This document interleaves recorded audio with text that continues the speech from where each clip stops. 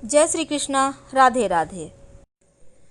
भगवान को प्रकाश पुंज कहा जाता है और इसीलिए हिंदू धर्म में किसी भी शुभ कार्य या फिर पूजा के समय मंदिर में या फिर घर आंगन में कोई भी देवी देवता का आप पूजा करते हैं तो उनके सामने उनके तत्व के आधार पर दीपक जलाते हैं।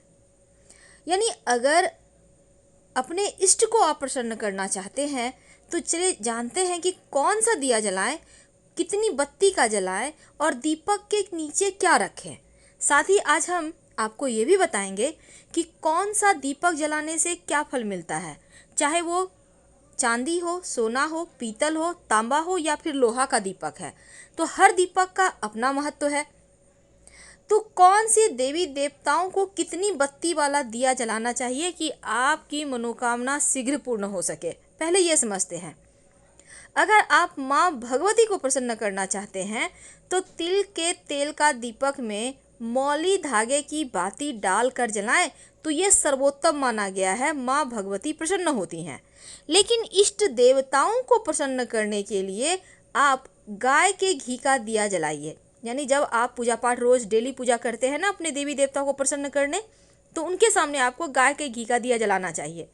लेकिन जब किसी शत्रु का समन करने के लिए आपके शत्रु बहुत परेशान कर रहे हैं, तब ऐसे में आप सरसों का तेल या फिर चमेली का तेल का दिया जलाएं तो शत्रु शांत रहते हैं। और ये दीपक आप हनुमान जी के सामने भी जला सकते हैं।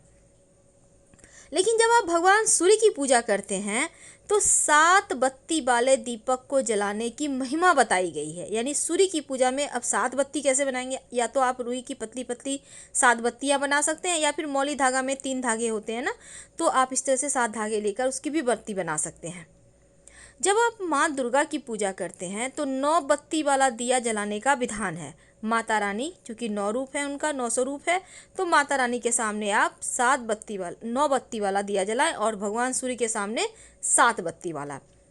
लेकिन जब आप हनुमान जी की पूजा करते हैं, भगवान शिव की पूजा करते हैं, तो 5 बत्ती वाला दिया जलाने का विधान है। वैसे तो आप 2 बत्ती भी जलाते होंगे, एक बत्ती तो नहीं ही। लंबी बत्ती जब आप जलाते हैं तो एक बत्ती मत जलाइएगा, हमेशा 2 जलाया जाता है। लेकिन जब आप हनुमान जी या शिव जी की पूजा करते हैं तो 5 बत्ती वाला दिया जलाएं, तो इनसे शीघ्र ही प्रसन्न हो जाते हैं हनुमान जी, भगवान शिव। लेकिन दीपक जलाते समय दीपक के नीचे क्या रखें, देखिए उसकी भी अलग महिमा है। अगर आपके जीवन में किसी भी तरह का कष्ट है, चाहे वो स्वास्थ्य का हो, धन का हो, सुख शांति, बहुत तरह की कष्ट होते हैं, तो 7 जो सप्त धान्य जिसको कहते हैं, 7 तरह के अनाज थोड़ा सा आप एक डिब्बा में मिक्स करके रख लें और थोड़ा सा उसमें से निकाल के दीपक के नीचे रखें, हर तरह के कष्ट से मुक्ति मिलेगी।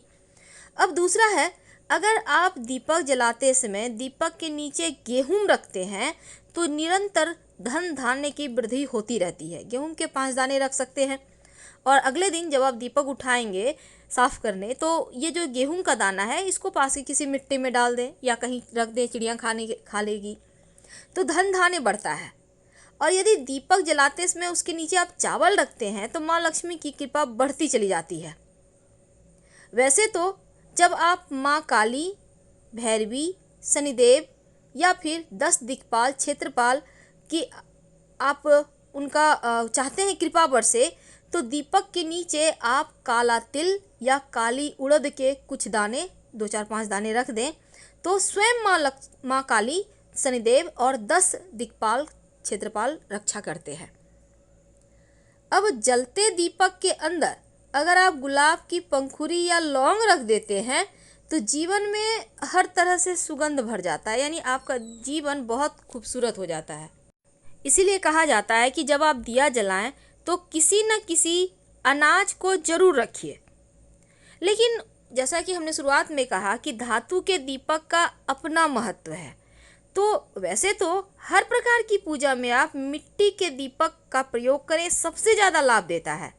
लेकिन जब नवरात्र का दिन हो या फिर इच्छाओं की पूर्ति के लिए कोई अनुष्ठान कर रहे हैं तो इसमें 5 दिया जलाने का विधान है। 5 तरह के दीपक होते भी हैं, सोना, चांदी, कांसा, तांबा, लोहा। तो धन के अभाव में आप ये जो दीपक हैं तांबे के भी हो सकते हैं, क्योंकि बिना प्रकाश के कोई कार्य हो ही नहीं सकता। अब देखिए, धातु का दीपक, उनसे आपको अलग अलग फल मिलता है, तो अलग अलग मनोकामना की पूर्ति के लिए अलग अलग धातु आप यूज कर सकते हैं। अब जैसे सोने का भी दीपक होता है, तो सोना का दीपक जब आप जलाते हैं तो सोने के दीपक में सूर्य और गुरु का वास होता है, और सोने के दीपक को पूजा वेदी के अगर आप मध्य में, जहाँ पूजा करते हैं, ठीक बीच में गेहूं के ऊपर दीपक को रखते हैं, गेहूं का आसन देकर दीपक रखते हैं और गुलाब की पंखुड़ी चारों तरफ बिखेर दें, और इस दिया में सोने के जो दीपक होगा इसमें घी डालिएगा और रुई की लंबी बाती लगाइएगा, एक बाती नहीं, 2 बाती। पूरब की तरफ इस दीपक का मुख होगा। अगर इस तरह से आप दिया जलाएं तो उन्नति करते जाएंगे, बुद्धि निरंतर बढ़ती जाएगी।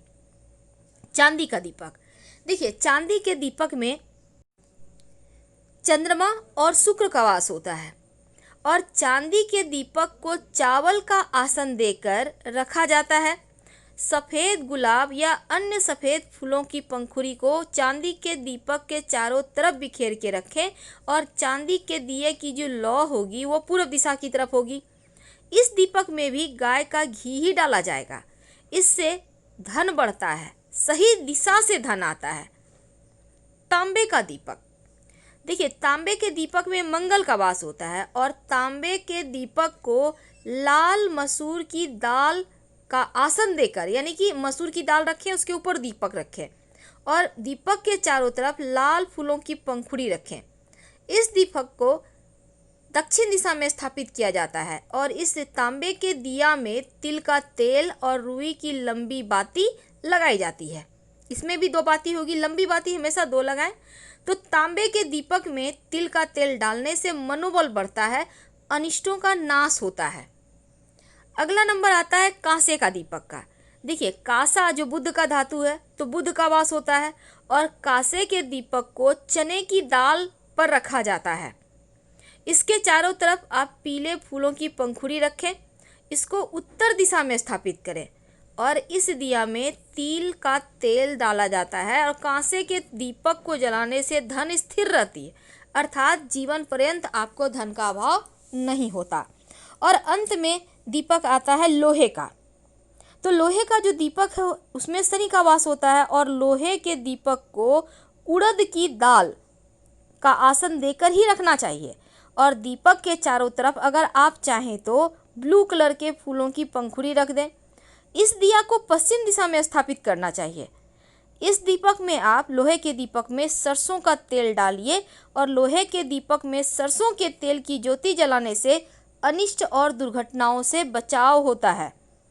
तो ये तो थी दीपक की महिमा कि कौन से दिए जलाने से क्या फल मिलता है, और दीपक के नीचे क्या रखें कि आपकी मुश्किलें कम हो जाए। फिलहाल विदा लेते हैं। जानकारी अच्छी लगे तो लाइक कर सब्सक्राइब करें, अपनों से शेयर करें, और कमेंट में हर हर महादेव जरूर लिखें। धन्यवाद। हम